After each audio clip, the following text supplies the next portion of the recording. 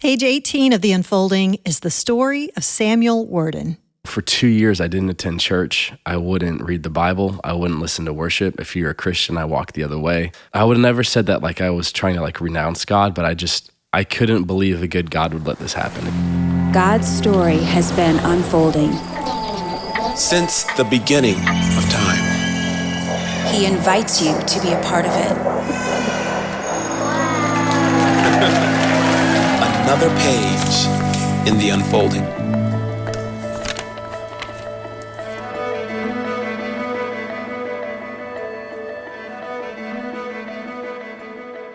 Hi, this is Meredith Foster.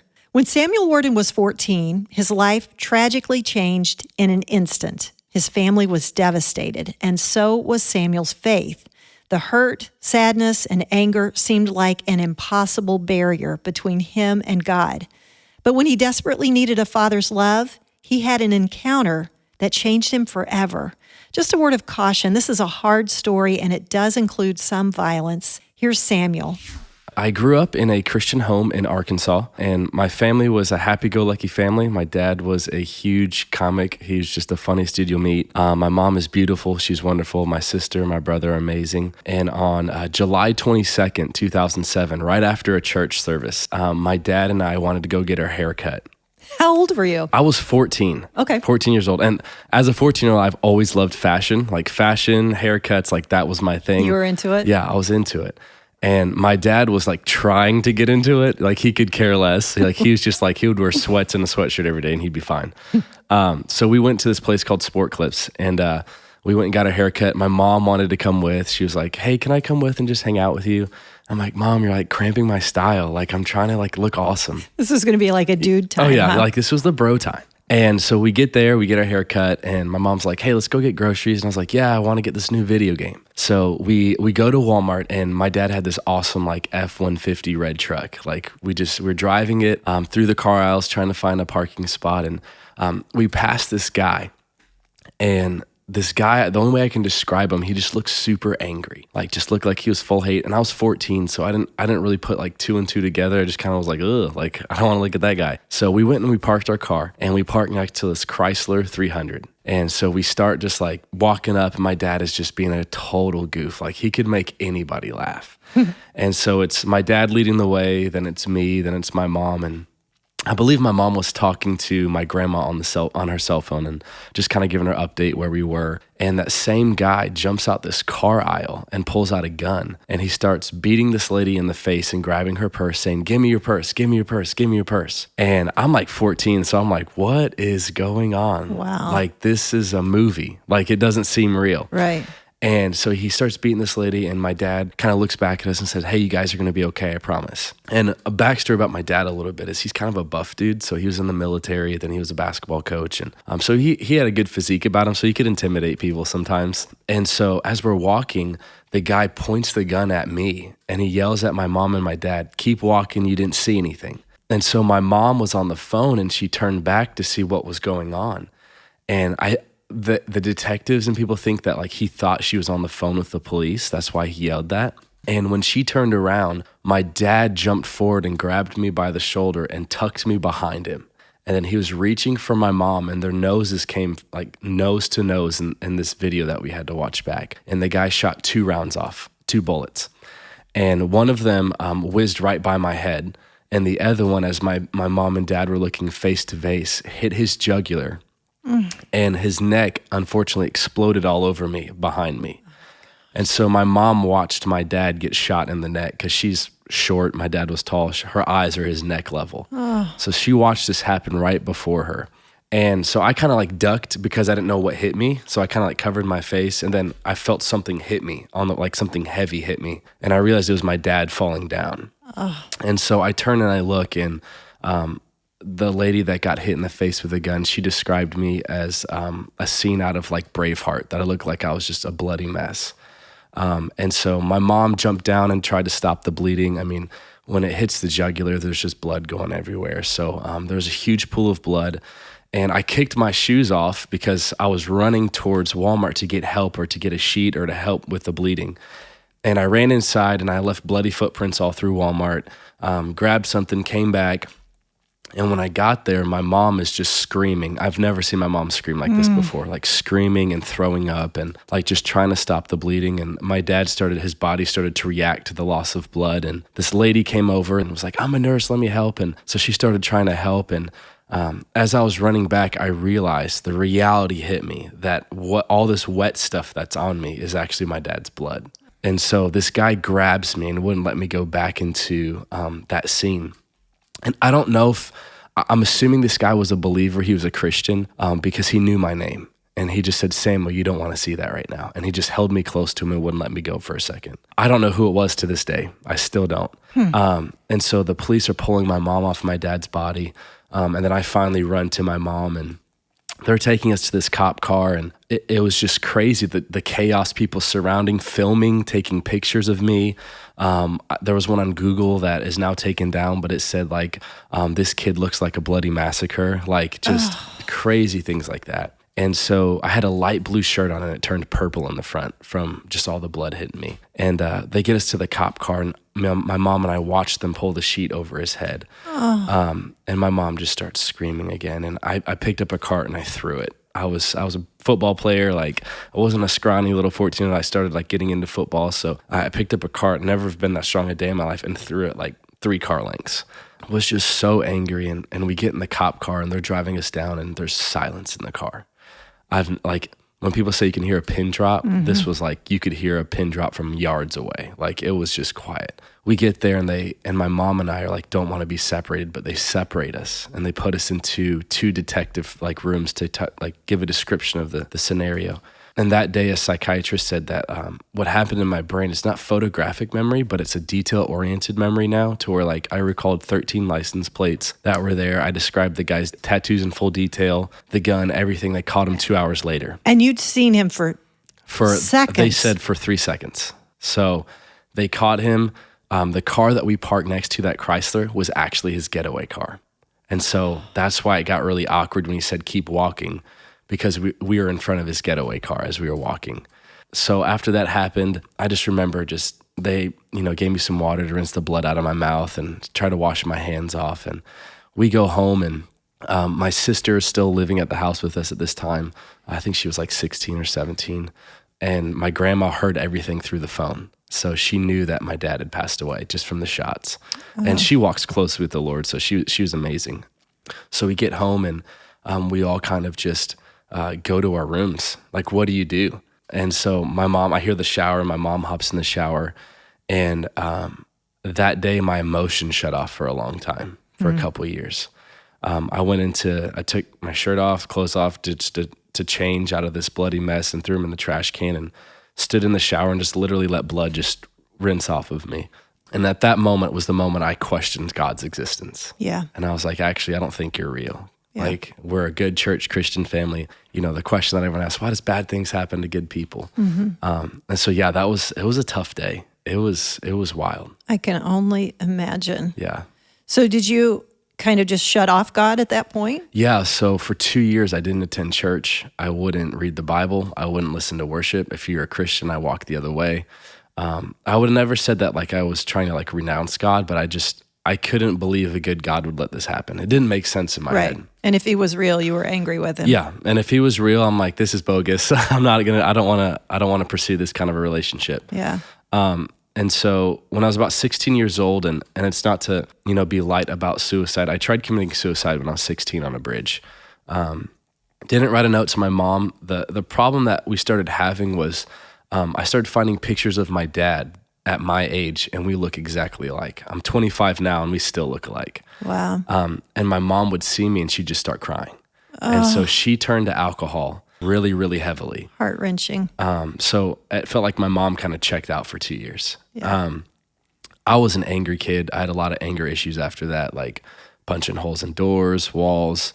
If I could get in a fight on a football field, I would. If I could hit someone, I would do it. You were looking for a reason? Yeah, looking to figure out what to do with these emotions that no one told me about. And so at 16, it was like the last straw. She saw me walk in. I was like, hey, Mom, I've got some offers from some colleges already. And she could care less, and she just left. And she went upstairs, and so I was like, all right, I'm done with this. So I went on that bridge and I was ready to go. I mean, like I had studied out how to, it wasn't just like I was just trying to, get my mom's attention. I was like, I just don't want her to see me anymore. Like this is terrible for her. I remember about to do it and I closed my eyes and I don't know why. Like I closed my eyes and I took a deep breath and right when I was about to do what I was about to, I heard the voice of the Lord the only time in my life.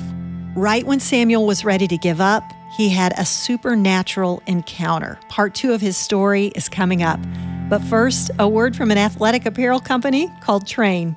When you explain to somebody, when somebody says, what does your company do? Probably the easiest way that I explain to people what we do or who we are is I tell them we're Under Armour before you heard of them. Because most people our age or a little younger, they were around when Under Armour wasn't around. We just want to be an athletic apparel company. We want to make quality athletic apparel that has a good style, good brand, good story behind it. When we tell people that, they get it. We do team apparel, so we do a lot of basketball teams, track teams, football teams, all of the above of any type of athletic apparel. We just want to be a brand that people will wear because it's comfortable and they like the look of it, but then also have apparel that people will want to wear to the gym or to the courts. So here's how to find us. Well, I guess we need to say the name first. Yeah, probably. The name Train is spelled TREIGN, and our website is gotrain.com. So if you've got an athletic team, you need shirts for your daughter's volleyball team, you can get in touch with you guys. Absolutely, yes. My daughter really is on a volleyball team, so that would be cool. And now back to Samuel Worden's story. So I went on that bridge and I was ready to go. I mean, like I had studied out how to, it wasn't just like I was just trying to, get my mom's attention. I was like, I just don't want her to see me anymore. Like this is terrible for her. I remember about to do it and I closed my eyes and I don't know why. Like I closed my eyes and I took a deep breath and right when I was about to do what I was about to, I heard the voice of the Lord the only time in my life, like internally. I just heard him say, son, I love you so much. And literally I started to weep and I just felt like this tangible presence of God say, I love you, son. Didn't say I'm sorry. He just said, I love you. And every fear in my body left. What did you do? What was your physical reaction to that? I was trembling. I had heard my grandma say that in the Bible, God would talk to people and you'd hear his voice, and he still does that today. And sometimes it's a sensing, sometimes it's an audible voice, sometimes it's just an impression. And it's the second time I've only ever heard his voice in my 25 years. And so I just remembered stopping what I'm doing and running home. And as soon as I walked in the door, it was the first time my mom didn't cry when she saw me in 2 years. And she just looked at me and she was like, I love you, son. And that moment, our relationship switched for forever. Wow. Yeah, so in that moment of encountering the Father's love, I had two options: prove his existence or prove that he doesn't exist. And so I read the Bible through in 3 months as a 16-year-old kid. And my statement to God was, I'm going to prove that you're wrong, or I'm going to prove that you're real, and no one's going to move me from it. And so I started reading scriptures from Genesis to Revelation. And I started realizing that he is everywhere. Like he's not just this thing on church Sundays, like he is everywhere. And so when that reality started clicking for me, I started building my own relationship with God and not going like off my parents' faith. I started finding my own. And I think that's what happens with a lot of people. We cling on to our parents' faith for so long, even as adults. And then when things happen, we go, God, where were you? But a relationship takes two people. And so it's like sometimes it's knowing like, man, I got to really start just enjoying this journey with God. Even though this part wasn't that fun, it's not the end of my story, So, yeah. And for your mom on that day, yeah, did things begin to change for her, especially regarding the alcoholism? Yeah. So she would still drink. She wouldn't drink as much. I talked to her this morning, and she was just like, I remember that day when you walked in and the first word you said was, Mom. And the guy's name is Joshua. I won't say his last name, but the guy's name is Joshua. He shot my dad. And I said, if Joshua doesn't know Jesus, he's going to hell, and I can't let that happen. You said that on that day after the bridge experience? Yeah. After that moment, I'm telling you, when you encounter the Father's love, it radically changes your perspective. Yeah. And she literally started crying. She said, I talked to her just this morning, like I said, and this is what's so fun is she goes, I remember that was the moment where I thought, whoever he's been around, I need that. Mm. I never was like, Mom, I encountered God, I did this. It was just the way that I carried myself after that moment was different. Did you ever share with her the bridge experience? Yeah, I did. I told her about 4 or 5 weeks later, and she just started sobbing. And so from that moment on, her relationship with the Lord started getting way better. Wow. Yeah. All right. So at this point, you're 16. 16, yep. Radical change for you. Yeah. What happened from there? Yeah, so from 16 on, I stopped playing football, which everyone in my high school was shocked about. I had a couple college coaches come to watch me in ninth grade just to come see. God really blessed me with just being athletic and favor. Just favor with being good in sports. And I stopped, and I told my mom, I was like, I'm playing football out of anger because I just wanted to hit somebody. I want to know the creative side of God. So I picked up art. Out of all things, I picked up art. Interesting. So was your motivation gone for football? Was the anger gone, or was the anger still there? Yeah, so for football until 16, it was just anger. And then I just stopped playing. And I was like, I want to do something else with this time. Okay. And so I picked up just like this, it's called IB Visual Arts. And so I was just learning how to paint, draw, and find this creative side of God that I never knew. That's a 180 change. Complete different, right? Yeah. And so when I started doing that, I started finding a passion for just telling people my story and just telling people about like, hey, this is who God is to me.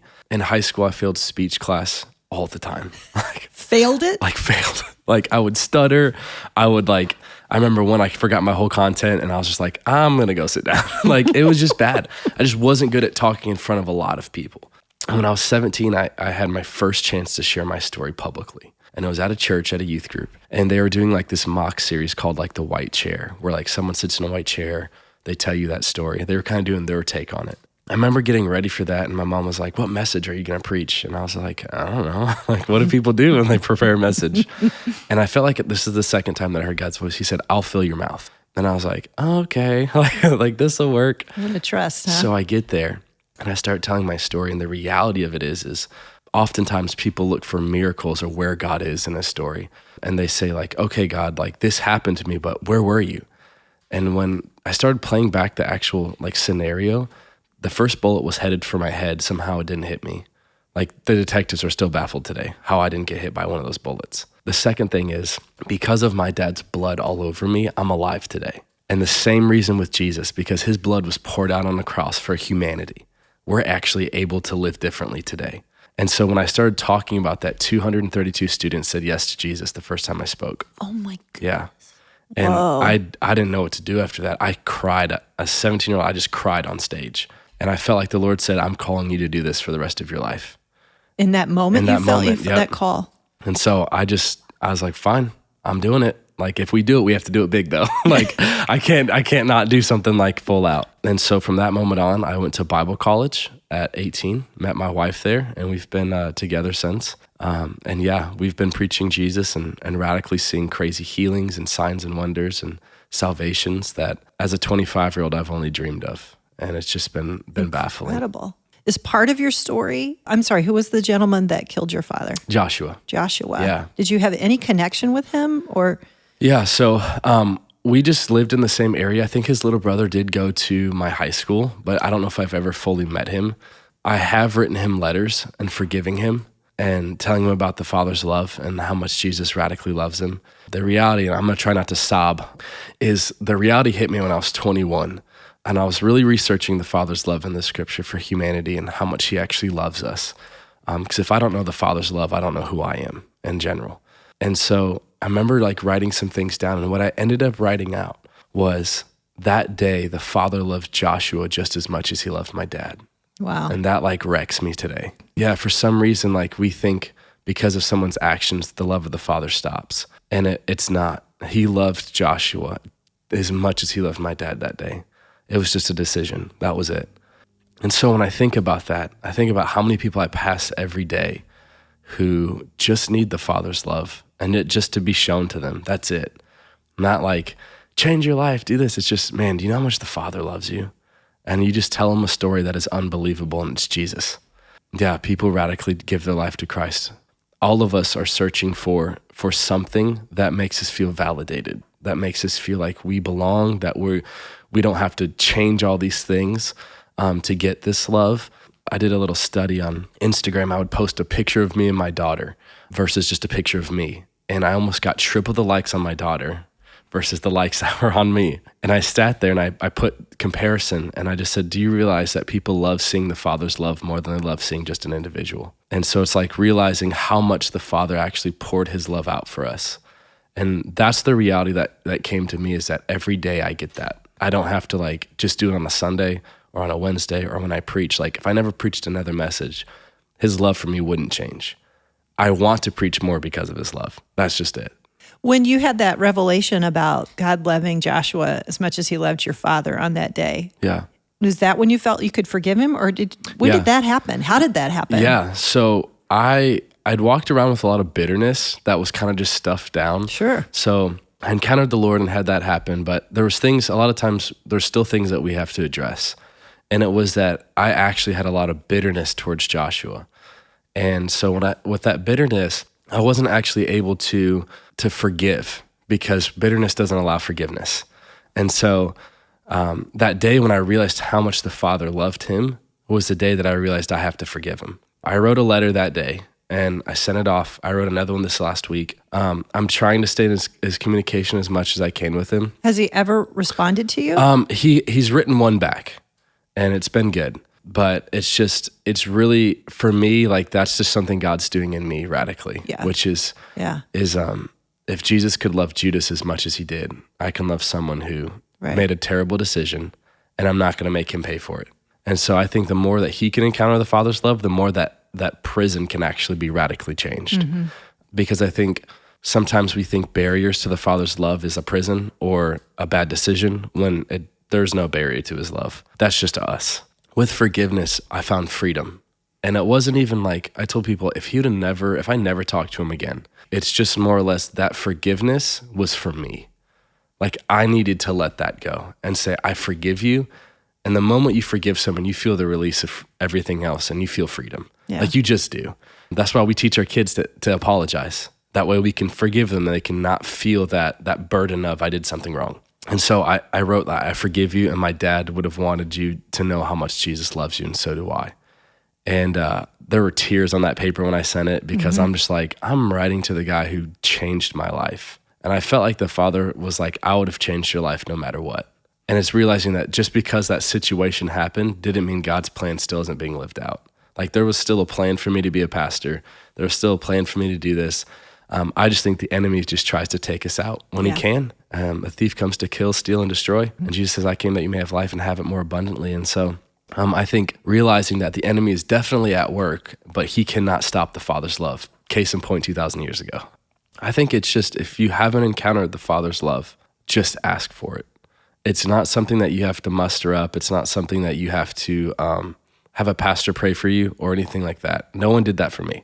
The Father's love is always there. That's just saying, the scripture says, ask and you shall receive, seek and you shall find, knock and the door shall be open.